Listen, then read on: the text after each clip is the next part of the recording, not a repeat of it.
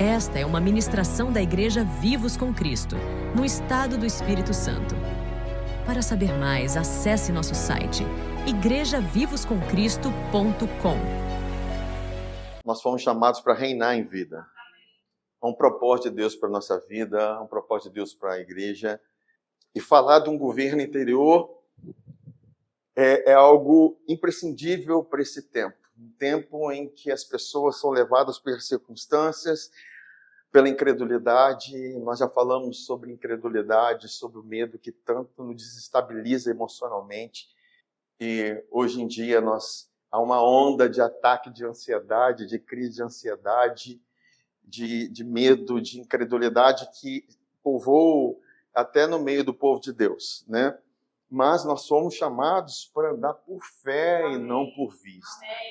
O grande problema e a grande batalha que nós enfrentamos, queridos, não está simplesmente no lado exterior, porque algo aconteceu com você, algum trauma, alguma circunstância que se levou contra você, é algo que está acontecendo, uma circunstância difícil, você está se vendo apertado nesse momento, seja financeiramente, seja alguma circunstância que você está vivendo. Queridos, a sua batalha não é contra isso que você está vendo. Entenda que a sua batalha é interior, é a batalha da fé. Porque a fé enxerga o resultado da cruz, perfeito, consumado, e isso tem que produzir descanso em nós. Nós precisamos enxergar a realidade nossa, da nossa casa, assim, de uma forma, numa visão a partir da cruz. Precisamos enxergar que Jesus é aquele que foi feito pobre no nosso lugar para nos fazer rir. Jesus foi feito maldição para nos fazer abençoado. Ele foi feito enfermo para nos fazer curado. Então, ele foi feito pecado para nos fazer justo. Então, nós temos que, todos os dias, acordar e olhar para Jesus, olhar para a cruz, olhar para aquilo que foi consumado e dizer: obrigado, Senhor. Que obra maravilhosa. Não tem a ver com aquilo que eu estou sentindo, nem com aquilo que eu passei, nem de onde eu vim, mas onde eu estava. Estava nele quando eu estava na cruz. Sabe, queridos, tudo muda. A perspectiva muda quando nós tiramos nossos olhos das nossas circunstâncias e colocamos os nossos olhos em Jesus. O chamado do crente é olhar para Jesus. Qual é o nosso principal chamado? É olhar para Jesus. Só que, para você olhar para Jesus, a começar, você vai ter batalha na sua mente, pessoal. Hoje em dia, nós somos muito dispersos na mente. Há uma batalha na nossa mente que tenta nos dispersar, uma falta de atenção, e a gente está com a mente acelerada, pensando em muitas coisas, preocupado. Mas Jesus, ele alerta, como ele alertou para Marta: Marta, você está preocupado com muitas atividades, mas uma coisa só é necessária. E Maria escolheu a boa parte, que é estar parada, sentada aos pés de Jesus e recebendo dele. Sabe, lógico que nós não vamos ter uma vida assim, só parado, sentado, lendo a Bíblia, trancado no quarto. Não, queridos. Isso diz um posicionamento em que Jesus conquistou para nós, que nos colocou assentados com ele nas regiões celestiais. Sabe, para Deus te elevar, Jesus precisou descer. Ele precisou descer a maior profundeza, as profundezas. Ele precisou descer. Tudo que aconteceu de ruim com Jesus é para que acontecesse coisa boa com você. Então, a sua exaltação não com um ego cheio, mas com a graça manifestada na sua vida, tem a ver com o seu posicionamento de fé. Você crê em Jesus. E isso produz o quê? Descanso. Paz. Paz. E Deus está muito mais, vamos dizer essa palavra, eu não gosto de usar essa palavra, preocupado, mas ele está muito mais atento, ele está muito mais interessado em que você esteja nesse lugar de descanso, de que você esteja nesse lugar nele, do que os seus resultados. Aleluia. Porque os seus resultados vêm desse lugar. Vêm desse lugar em que você está estendendo as suas raízes. Você está ali como os pássaros que não semeiam, não colhem, mas reconhecem que você tem um valor muito maior do que eles. Que se os pássaros são cuidados por Deus, quanto você vale? Muito mais do que os pássaros. Amém? Sabe, e eu quero falar sobre o governo interior na vida de José. José é um homem de Deus, filho de Jacó, filho de Raquel, primeiro filho de Raquel. Ela não podia ter filhos, mas José veio. E é interessante que José veio e ele veio como alguém muito amado. Se tinha algo que José era amado, muito amado por Jacó. E Jacó naquela figura é a figura do pai, que amava Jesus. E há umas semelhanças na vida de José, que José é uma tipologia de Jesus. Você vai ver que alguns acontecimentos de José reportam-se aos acontecimentos de Jesus. Vendido como escravo pelos irmãos, assim como Jesus foi vendido por Judas, seu irmão. Tantas coisas que aconteceram com José, que chegou ao trono.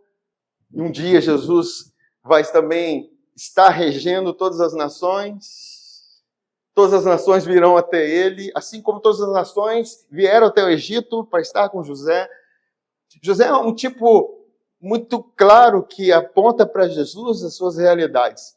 Agora, isso também traz para nós ensinos, porque o que aconteceu com José não é apenas para mostrar que uma realidade, uma sombra de Jesus.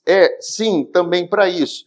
Mas também para entender que aquilo que aconteceu com Jesus, aconteceu com José, também acontece com você. Se veja na história de José. Se veja na história. Agora, José não chegou ao trono, ao governo do Egito por acaso. Ninguém conhece os bastidores, às vezes, de quem chega num lugar. Os bastidores contam os processos, as lutas interiores, as situações que se passam.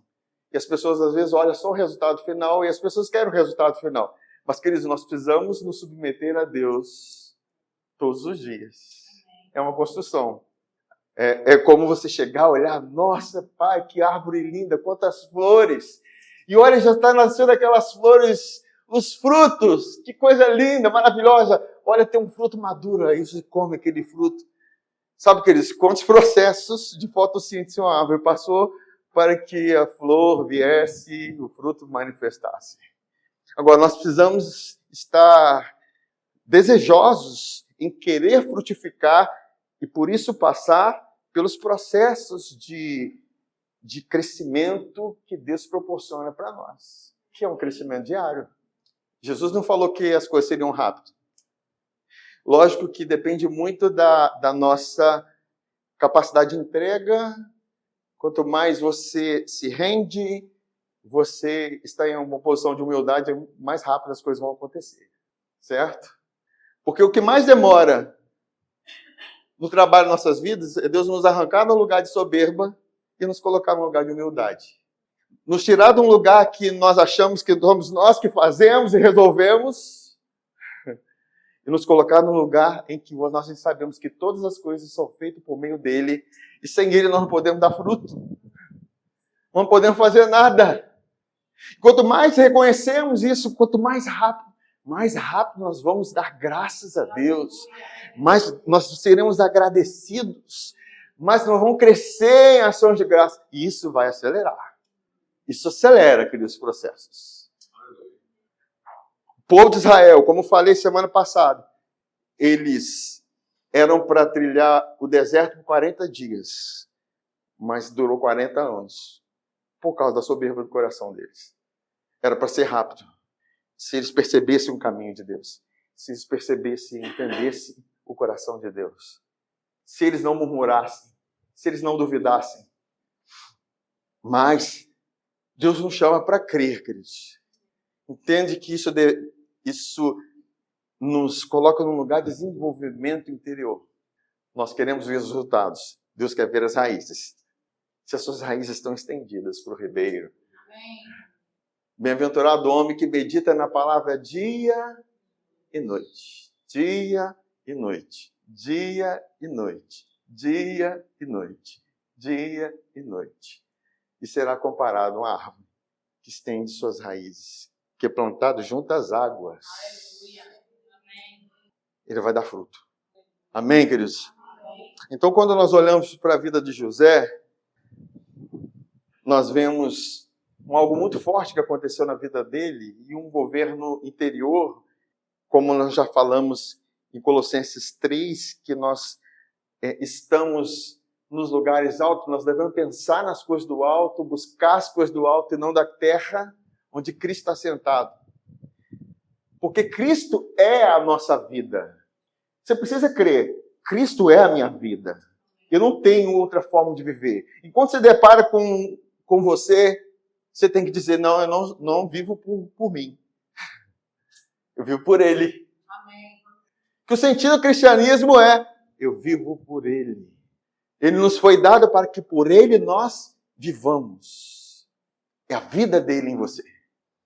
Então nós vemos que em Colossenses 3 diz, então vocês têm essa vida, então faça morrer esses impulsos da carne que tentam governar o ser de vocês. Aí ele fala sobre impureza, lascívia, avareza, são coisas fortes que dominam o interior do homem. Ele está falando, faça morrer, porque vocês já morreram. E Cristo está em vocês. Então, há uma batalha da fé para que nós façamos morrer esses impulsos dentro de nós que tentam governar o nosso ser. E quando José, ele foi vendido pelos seus irmãos, e ele vai cair na casa de Potifar, e lá ele serve como quem é livre, e ele faz tudo com excelência, ele faz tudo com alegria, e tudo que ele fazia prosperava. Tudo que ele fazia prosperava. Até que vem uma circunstância na vida dele, e eu vou falar sobre isso.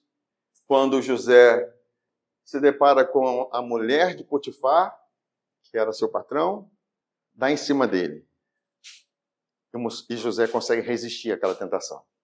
Eu quero ler com vocês esse contexto para nós enxergarmos essa realidade na vida de José e vermos como aquele homem tinha um governo interior vindo de Deus e poder resistir à tentação.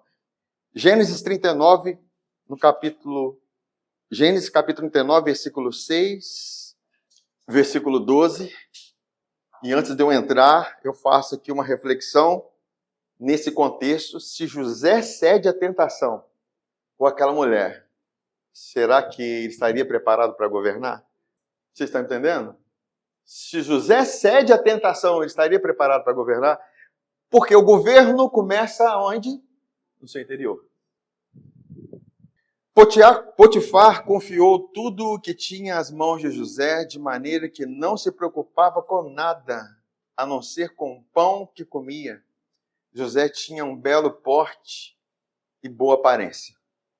Assim, depois de algum tempo, a mulher de Potifar pôs os olhos em José e lhe disse, venha para a cama comigo.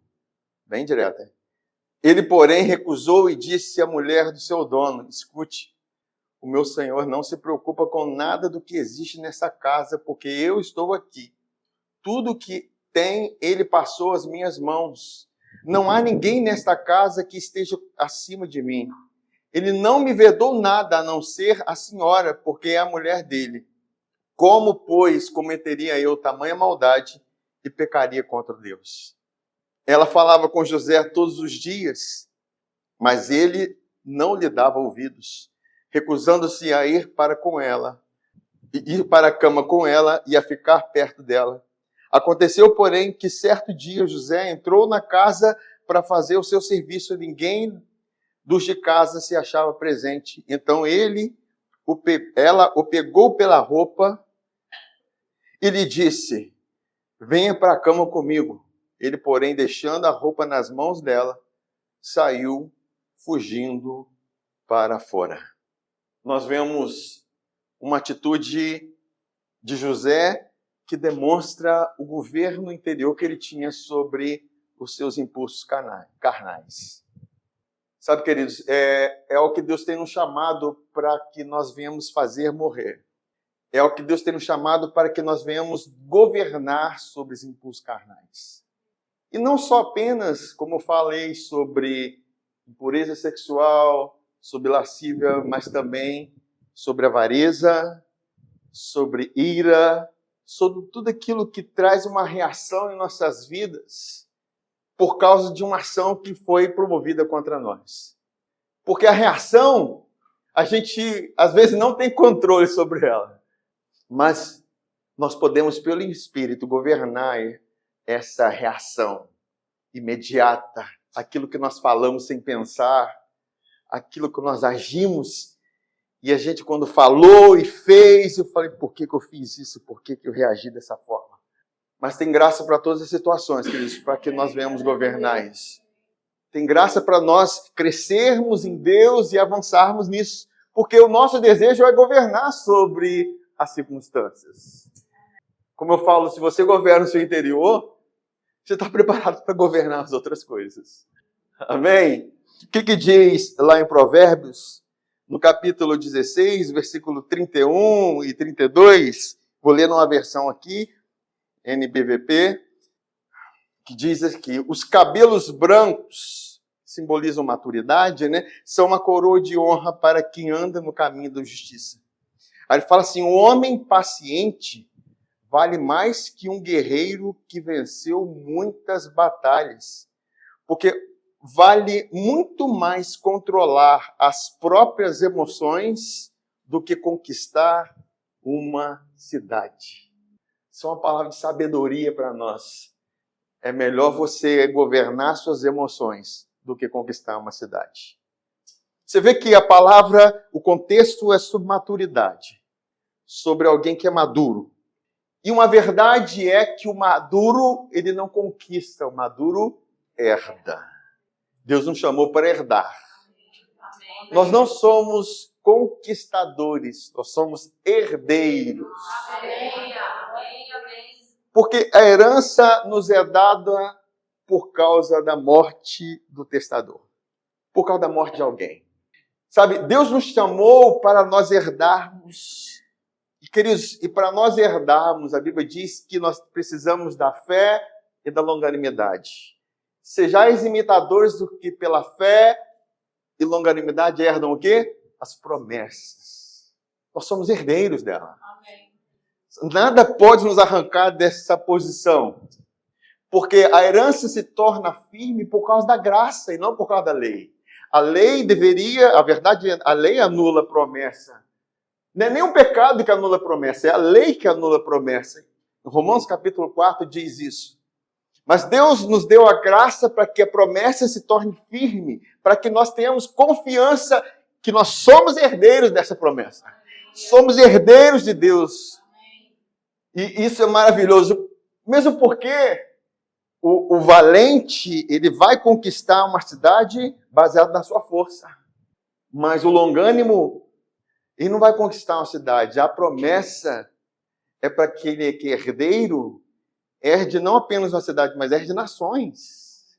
Pede-me, eu te darei o quê? As nações por herança.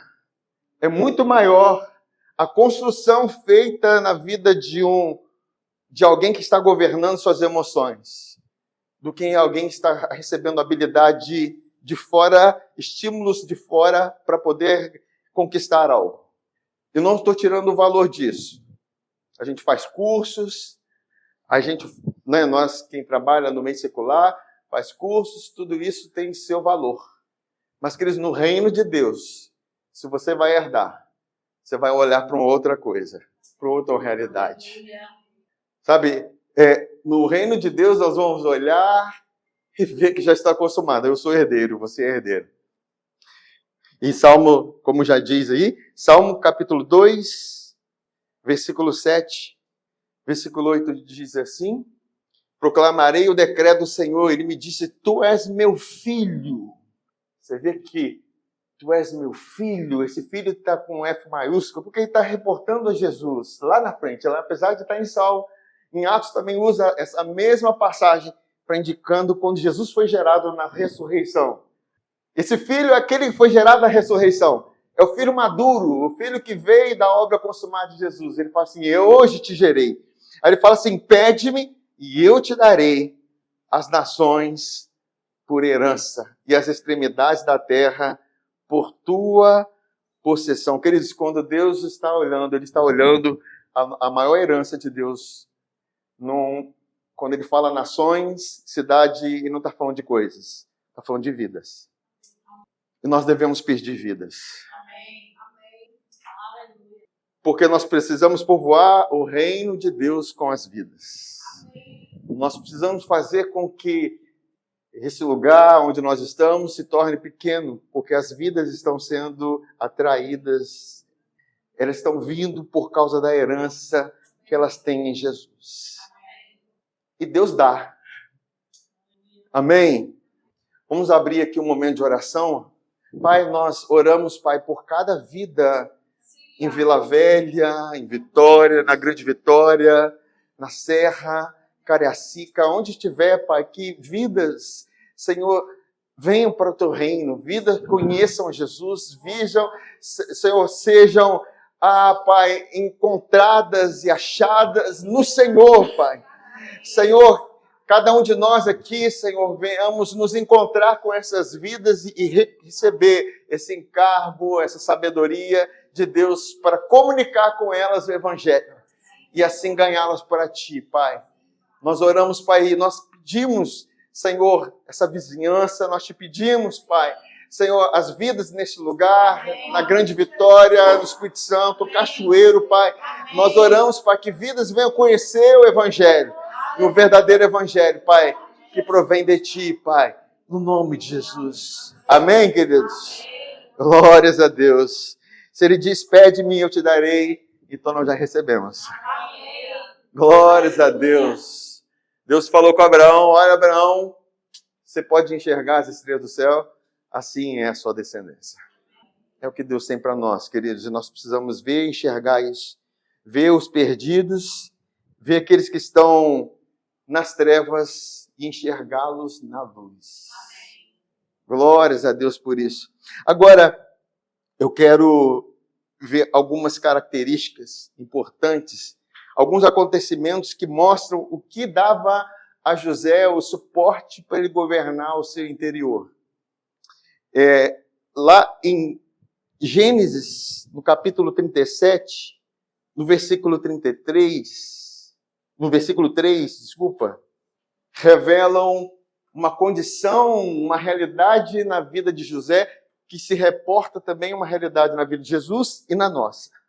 O que diz? Ora, Israel amava mais a José que a todos os seus filhos, porque era filho da sua velhice, e fez-lhe uma túnica talar de mangas compridas.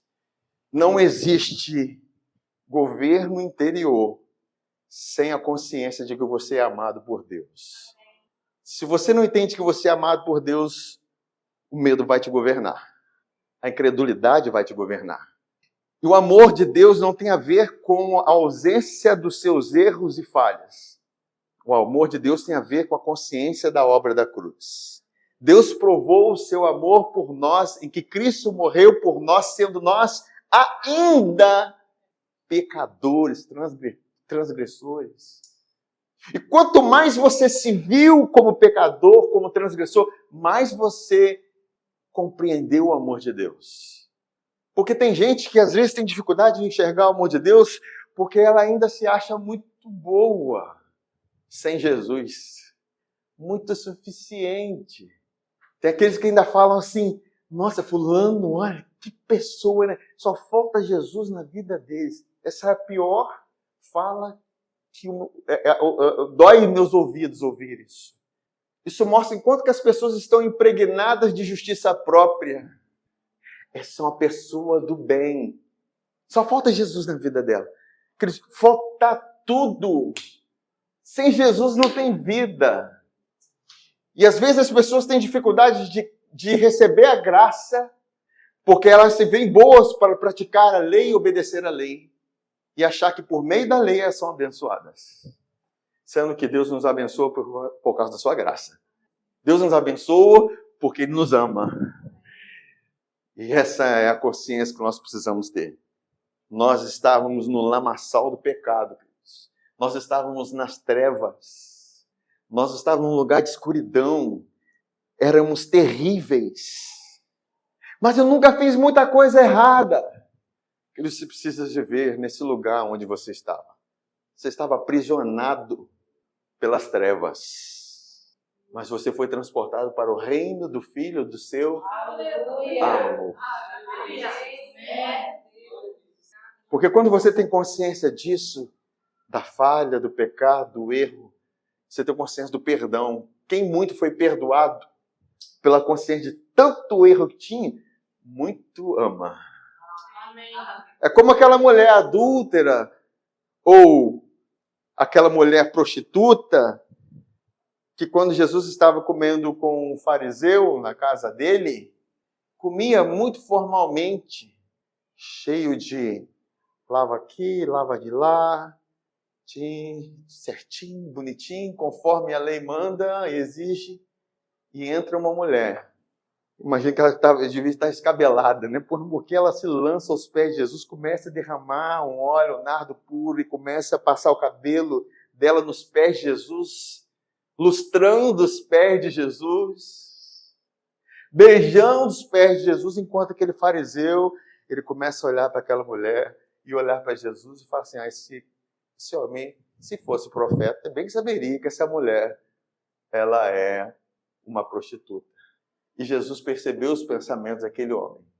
E, na verdade, estavam começando, o pensamento já estava enganado, porque Jesus não era apenas um profeta. Jesus era o Salvador. Aleluia. O Salvador dos pecadores. O Salvador dos transgressores. Algo que aquele homem não precisava, porque ele podia se salvar por si mesmo, praticando as suas próprias obras, os seus ritos judaicos. Vocês me entendem?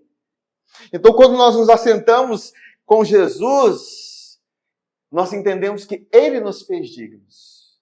Nós não merecíamos, mas Ele nos fez dignos de nos assentar com Ele. A graça faz isso. E Jesus fala para aquele homem, olha, tinha um homem que era credor de 2 dívidas.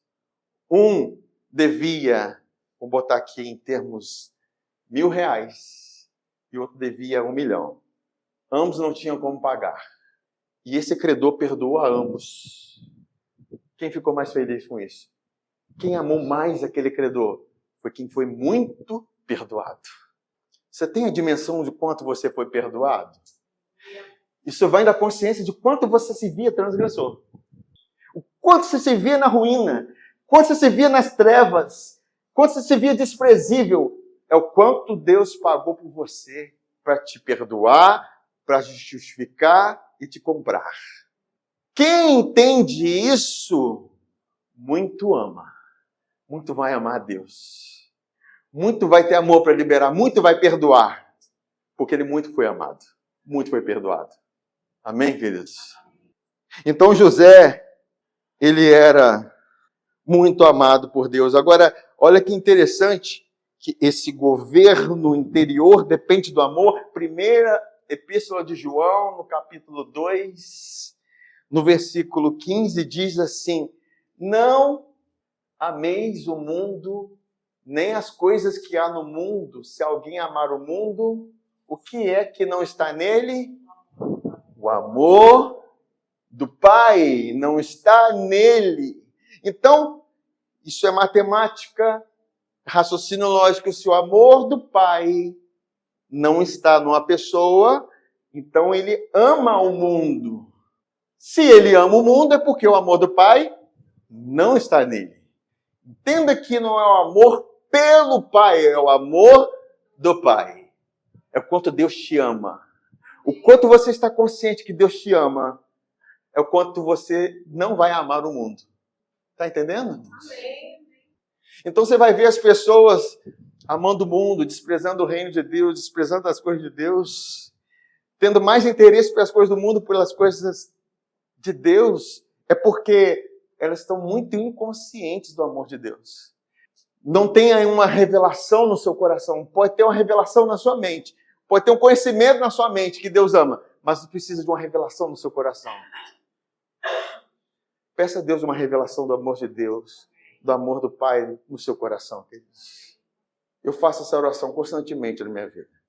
Pai, que o Senhor me fortaleça interiormente, segundo a riqueza da sua glória, mediante o seu Espírito no meu interior, para que eu possa compreender com todos os santos qual é a altura, a largura, o comprimento e a profundidade do amor de Cristo, que excede a todo entendimento. O amor de Cristo excede a sua compreensão humana de compreender amor. O amor de Deus por você excede sua compreensão. Deus te ama muito mais do que você pensa que Ele te ama. Está entendendo? Aí ele continua falando aqui, porque tudo que há no mundo, a concupiscência da carne, a concupiscência dos olhos, a soberba da vida, não procede do Pai, mas procede do mundo. Então, quanto mais eu entendo que eu sou amado. E é o que aconteceu na vida de José. Ele entendia o amor de Deus. Eu não vou pecar contra ele. E olha que não existia a lei. José não estava debaixo da lei. Ele veio antes da lei. Pelo contrário, a lei promove a carnalidade. A lei avulta a carne, avulta a cobiça. Pela lei veio o pleno conhecimento do pecado. Então, quanto mais num ambiente de exigência, de mandamento, de regra, mais vai avultar a carnalidade. Mas onde há mais graça, onde há mais amor, vai ter mais obediência. Amém? Isso é importante. Então, nós vemos isso na vida de José. E é interessante que o resultado do amor do pai foi dar o quê? Túnicas, talares, de mangas compridas. Sabe, essa túnica revela algo interior. O amor de Deus por você fez com que Jesus fosse para a cruz, estivesse nu, para que você estivesse vestido. Você foi vestido com a justiça dele. Isaías 61, versículo 10 diz assim: é grande o meu prazer no Senhor, a minha alma regozija-se no meu Deus, porque Ele me vestiu. Fala assim, Ele me vestiu. Ele me vestiu. Aleluia. São coisas espirituais. O governo na sua alma, nas suas emoções, só pode se dar por revelações espirituais. Amém. Ninguém consegue governar suas emoções se antes não tiver compreensão espiritual. A árvore só se sustenta por causa da raiz. Você só pode governar a sua alma por causa da revelação espiritual de Jesus. Ele diz assim, olha, a minha alma regozija-se no meu Deus, porque Ele me vestiu com as vestes de salvação e pôs sobre mim o quê? O manto da justiça. Qual noivo que adorna a cabeça como sacerdote? Qual noiva que se enfeita com joias? Nós fomos ornamentados com a justiça de Cristo. Deus, quando olha para você, que crê em Jesus, Ele te vê vestido. Nós não estamos na mesma condição de Adão. Adão, quando pecou, ele viu que estava o quê? Estava nu. Então ele fez o quê? Se escondeu, teve medo. Mas nós estamos vestidos. Então nós temos ousadia. Nós nos apresentamos. Nós não fugimos de Deus. Nós vamos para Ele porque temos ousadia, queridos. Se temos justiça que nos foi dada em Jesus, nós não vamos correr da oração, nós vamos para a oração. Nós vamos orar porque a nossa oração vai ser ouvida. A Bíblia diz que muito vale a oração de um justo. Então nós precisamos chegar crendo, o Senhor me vestiu com sua justiça. Então os olhos do Senhor estão sobre mim. Os seus ouvidos estão atentos à minha oração. O Senhor está me ouvindo, Pai. Eu estou orando e o Senhor está me ouvindo. Então a sua oração não vai ser aquela oração de muito repetir para Deus te ouvir. Não, você orou e creio que Deus te ouviu. Amém. Aí você pediu algo, pediu a Deus, Senhor, eu oro por essa situação, eu oro por isso. E você tem a consciência da vontade de Deus. Você vai entender a vontade de Deus muito olhando para Jesus. E volta e meia, as pessoas confundem quando elas estão passando por batalhas de enfermidade e elas pensam se é da vontade de Deus ou não. Eu creio que no nosso meio, nós somos muito conscientes de que Isaías 53 é uma verdade. Ele tomou sobre si as nossas enfermidades. Eu fico imaginando se a enfermidade é a água e a Bíblia diz que Jesus tomou sobre ele. Ele como se ele bebesse. Se ele bebeu, vamos imaginar, esse copo não está meio cheio nem meio vazio, está vazio. Se ele bebeu, então foi para onde a enfermidade? Foi para ele. Ele tomou sobre si. Fala, ele tomou sobre si. Ele diz verdadeiramente. Ele tomou sobre si. É interessante que é desnecessário dizer que a palavra de Deus é verdade. Nós sabemos que Deus não mente, amém? Amém. É impossível, a Bíblia diz que é impossível. Se tem algo que é impossível para Deus, é mentir. A Isaías, ele fala verdadeiramente. Ele tomou sobre si as nossas enfermidades e as nossas dores, ele levou sobre si. O que eu preciso fazer a partir daí? Eu preciso crer. Independente dos sintomas. Tem sintomas que somem.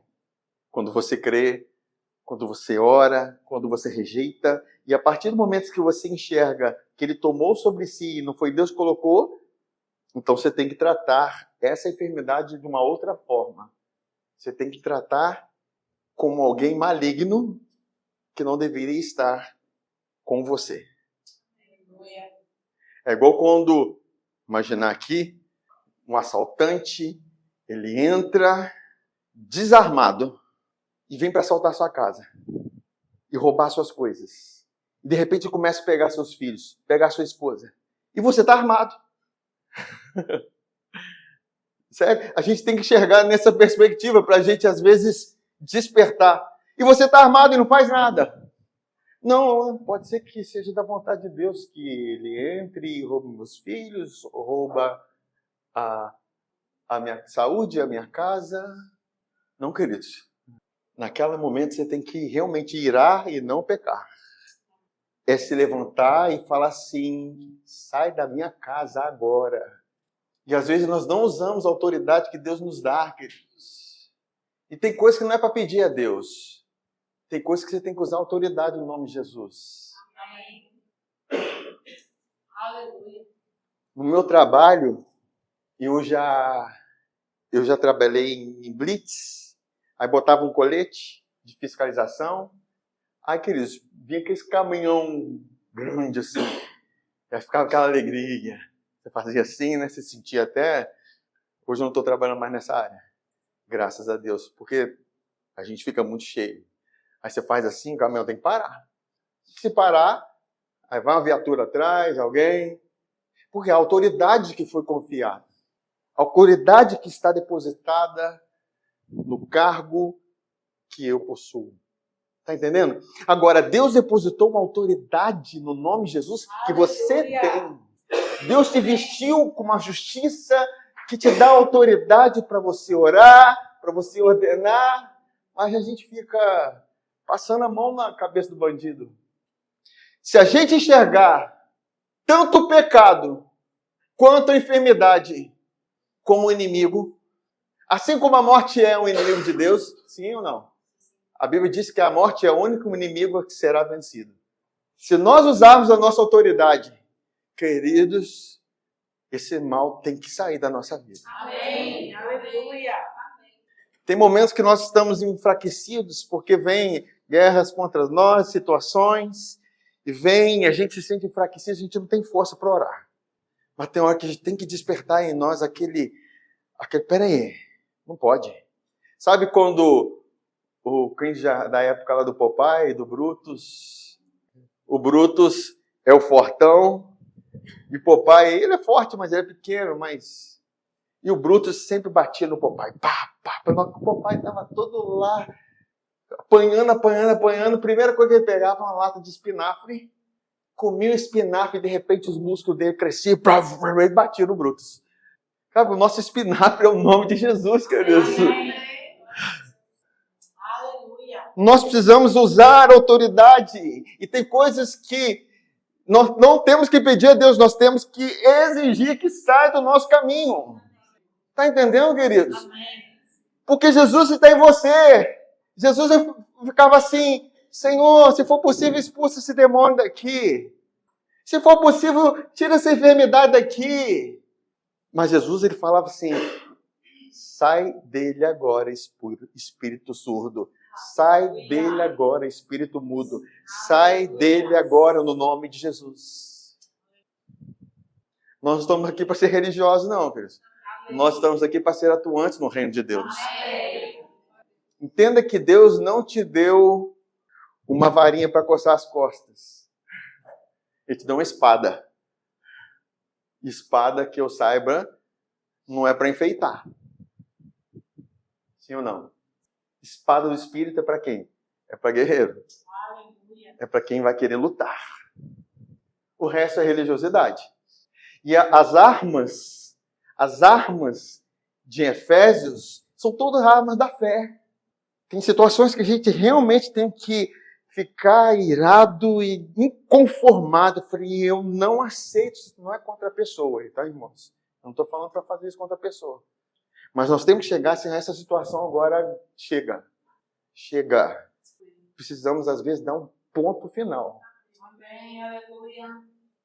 Assim como nós precisamos governar o interior contra o pecado que tenta com nossas vidas nos governar, eles na mesma condição, a enfermidade também. O salmista diz assim: bem-aventurado, bendize a minha alma ao Senhor, e tudo que é em mim bendiga o teu santo. Bendize a minha alma ao Senhor e não se esqueça de nenhum dos seus benefícios. Aí, quais são os dois benefícios que estão sempre juntos?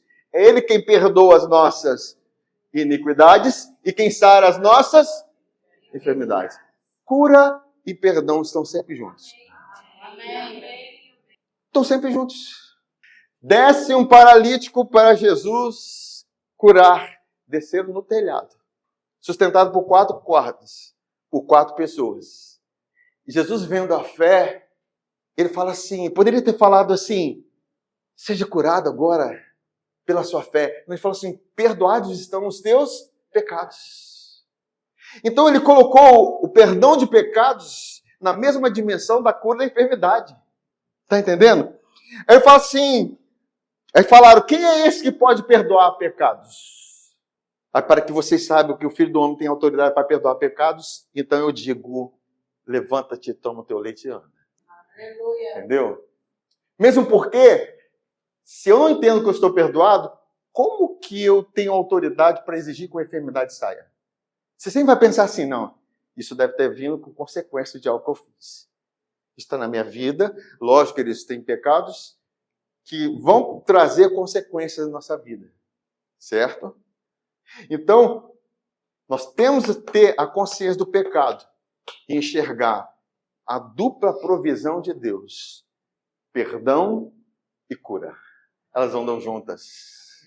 Se você nunca orou quando estava com a dor de cabeça e fala assim: em nome de Jesus, eu repreendo essa dor de cabeça, eu rejeito. Não queira orar quando você estiver numa condição pior. Você tem que exercer essa autoridade em coisas pequenas. E rejeitar, no nome de Jesus. Essa dor, eu rejeito no nome de Jesus. Agora, eu estou passando, entregando para vocês o colete de autoridade. Se vocês não usarem esse colete, nada vai acontecer. Amém? Amém. Isso não estava no script, mas Deus trouxe para nós, que Deus quer ver um povo abençoado. Amém. Deus quer te ver abençoado. E parar de ficar pedindo a Deus aquilo que Ele já te deu. Você é herdeiro. Amém? De Mailton riu lá, porque ele também é uma autoridade. Ele fala: eu vou usar isso agora. Amém, de Mailton, né? É isso aí. Veio um ataque de depressão, um ataque de ansiedade. Parar, bate em retirada. Eu sou abençoado. Amém. Aleluia. Vem o demônio das trevas dizendo assim, ó, você está passando por isso, vai quebrar, vai falir, não vai dar certo, não tem provisão. Tem provisão, a riqueza da glória está aí disponível. Amém. Nós temos que usar, queridos, as nossas palavras. A espada do Espírito precisa ser manejada. Amém. O obreiro que não tem que se envergonhar é que sabe manejar bem a espada. Então, nós vimos que José, apesar de ter ficado nu na mão por causa da Patifona. Você sabe quem é a Patifona? É a esposa de Potifar. Ela cravou a mão na roupa dele de forma que ele... Tome minha roupa aí, para ficar aí, rapa aí fora. Porque ele já estava vestido. Nós precisamos ter consciência que nós não estamos nus, mas vestidos com a justiça dele. Amém. Aleluia. Agora, vejamos outra realidade na vida de José. Ele tinha sonho, um sonho como promessa de vida. Nós precisamos entender, queridos, que Deus tem promessa para a sua vida. Precisamos considerar cada promessa de Deus para nós. E a promessa nos faz participantes da natureza divina. Deus, quando fez a promessa a Abraão, Ele está dizendo assim, Abraão, você vai participar de quem eu sou. Abraão, você tem a incapacidade de ser pai. Eu te coloco a minha paternidade em você e você vai ser pai como eu sou. Amém. Aí o que Abraão se torna? Pai de todos os que creem. Quem são os filhos de Deus? São todos os que? Tem diferença?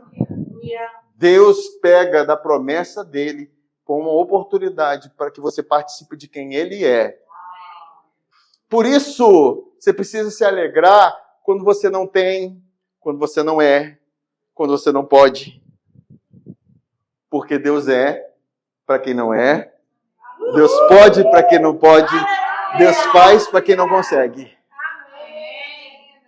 O Evangelho é a capacidade de Deus te dar da porção de quem Ele é para você, queridos. O Evangelho não é para aqueles que são. Não é para os fortes. Não é para os poderosos. É para nós. Agora, nós podemos experimentar de um resultado sobrenatural em nossas vidas.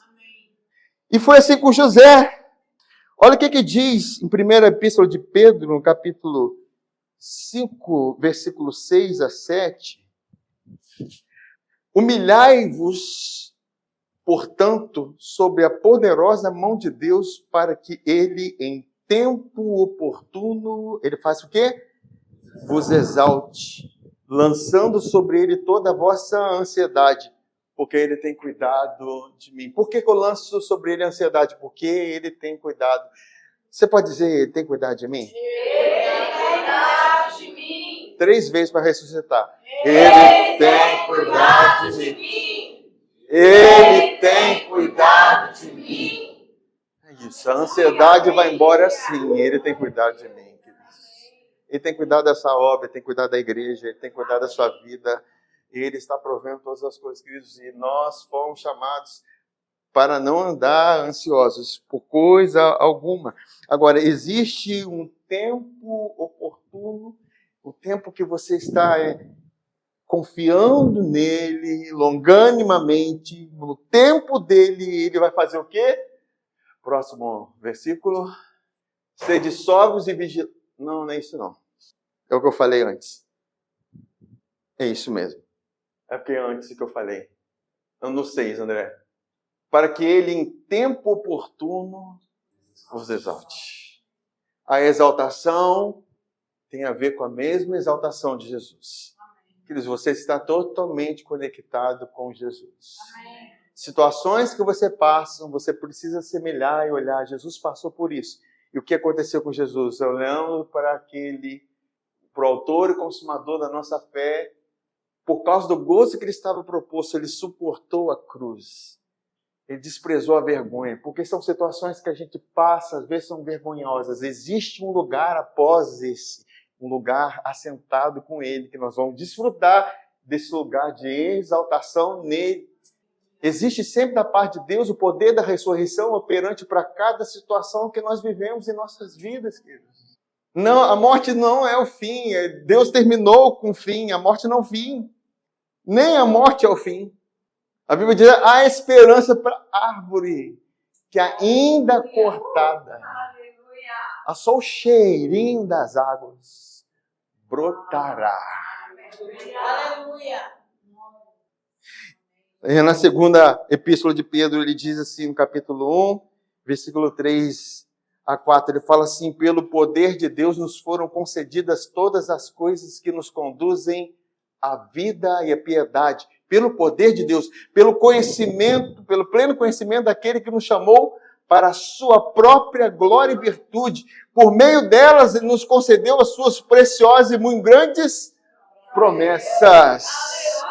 E o que acontece? Para que por elas vocês se tornem coparticipantes da natureza divina, tendo escapado da corrupção das paixões do mundo. Então, como que eu escapo das paixões? Como que eu escapo da carnalidade? Como que eu escapo dos impulsos carnais?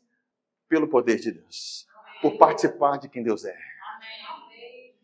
José, de certa forma, estava participando de Deus.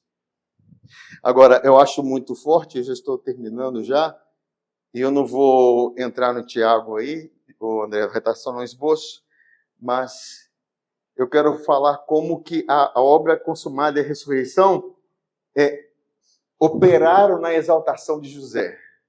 Porque José, quando ele escapa das mãos da Patifona, e ela acusa injustamente a José, ele é preso na prisão do rei, e lá tinha outros prisioneiros. E como José era livre por dentro, entendo isso, José era livre por dentro. José era livre por dentro. Ele se tornou administrador daquela prisão. O carcereiro simplesmente, toma aqui, toma conta dos prisioneiros aí. Por que, queridos? Depende do lugar, depende de quem você é, de como você é por dentro. Você só se torna prisioneiro de uma situação quando você não entende que você não é livre por dentro. Quando você entende que você é livre por dentro, as coisas de fora não vão te aprisionar.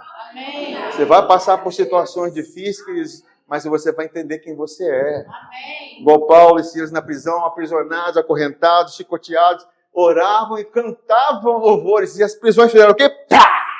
Quebraram. Pá! Aleluia. Por quê, queridos? Porque ele sabia, e tinha um governo interior, ele tinha algo dentro deles, que é o espírito da liberdade. Amém. Agora, percebam, e é interessante, como que está envolvido a obra de Jesus na exaltação de José. E eu vou falar aqui do sonho do copeiro e do padeiro. Você já ouviu falar, né? Eles foram presos, acusados, e foram presos pelo rei do Egito, e eles foram parar na mesma prisão onde José estava. E eles tiveram um sonho, tanto o copeiro, que servia ao rei, quanto o padeiro, que também servia ao rei. O copeiro é aquele que levava o vinho, que levava comida para Faraó. O padeiro que preparava o pão. Amém? Ah, que novidade! E é pão, como é que fala? Como é que fala quando é aquele que a gente brinca? Como é que é, Edu? Artesanal, cara. Dá se esticando assim. Mas enfim, eu vou falar aqui o sonho do copeiro, e José interpretou o sonho do copeiro. Em Gênesis 40, versículo 9 a 15, na NVI, diz assim: então, o chefe dos copeiros contou o seu sonho a José. No meu sonho, vi diante de mim uma videira com 3 ramos. Uma videira, o que a videira produz? Uvas. Eita, isso é biologia, gente, isso não é... A videira, ao brotar a videira, floresceu, seus cachos davam uvas maduras. A taça do faraó estava na minha mão. Peguei as uvas e as espremi na taça de Faraó. A taça peguei as uvas, espremi nas taças de Faraó e as entreguei na sua mão. José lhe disse, esta é a interpretação. Os 3 ramos são 3 dias. Em quantos dias foram consumados a obra? 3 dias. Aí presta atenção. Queridos, enquanto a taça está vazia, a taça vazia é símbolo da ira de Deus. Porque não tem sangue derramado. E sem sangue derramado, não há expiação de pecado. Não há propiciação. O propiciatório, onde é derramado o sangue do Cordeiro, que anula a ira de Deus. Enquanto a taça estava vazia, havia a ira de Deus. Mas o copeiro tem essa visão, esse sonho, e José interpreta dizendo assim, olha, você vai pegar, você vai espremer a uva, vai colocar dentro da taça, e você vai entregar nas mãos de Faraó. Dentro de 3 dias, o Faraó vai exaltá-lo e restaurá-lo à sua posição. E você servirá a taça na mão dele, como costumava fazer quando era o seu copeiro. Quando tudo estiver indo bem como você, lembre-se de mim e seja bondoso comigo. Fale de mim ao Faraó e tire-me dessa prisão, pois fui trazido à força da terra dos hebreus e também aqui nada fiz para ser jogado nesse calabouço. Isso faz uma referência perfeita de Jesus como sumo sacerdote. Ele apresenta diante de Deus o seu sangue, o sangue do Cordeiro, que anula toda a ira de Deus sobre os que creem. Presta atenção, e Jesus como sumo sacerdote é o nosso intercessor. Ele intercede diante de Deus com o seu próprio sangue. Ele intercede pelo povo, ele intercede pela igreja. Senhor, eu já derramei o meu sangue. E isso não há ira, pelo contrário, vai haver favor, vai haver graça por causa do sangue. Por isso que José fala assim, lembre-se de mim, como se tivesse assim, interceda por mim. Queridos, quem intercede por nós é Jesus. Amém. Então, o copeiro faz menção do sumo sacerdote que estava diante do Pai. Agora, o padeiro, que faz pão artesanal, Gênesis 40, 16, 19, diz assim, ouvindo o chefe dos padeiros essa interpretação favorável, disse a José, eu também tive um sonho. Sobre a minha cabeça haviam 3 cestas de pão branco. Na cesta de cima havia todo tipo de pães e doces que o faraó aprecia. Mas as aves vinham comer da cesta e eu trazia na cabeça. Então José disse, esta é a interpretação. As 3 cestas são o quê? 3 dias. Não sei se vocês já conseguiram captar. 3 dias também faz menção da obra consumada. Então, 3 dias. E o que vai acontecer? Dentro de 3 dias, Faraó vai decapitá-lo e pendurá-lo em uma árvore, em outras tradições um madeiro, em outras uma estaca, e as aves comerão a sua carne. Isso faz menção da morte, do sacrifício de Jesus, que foi pendurado no madeiro.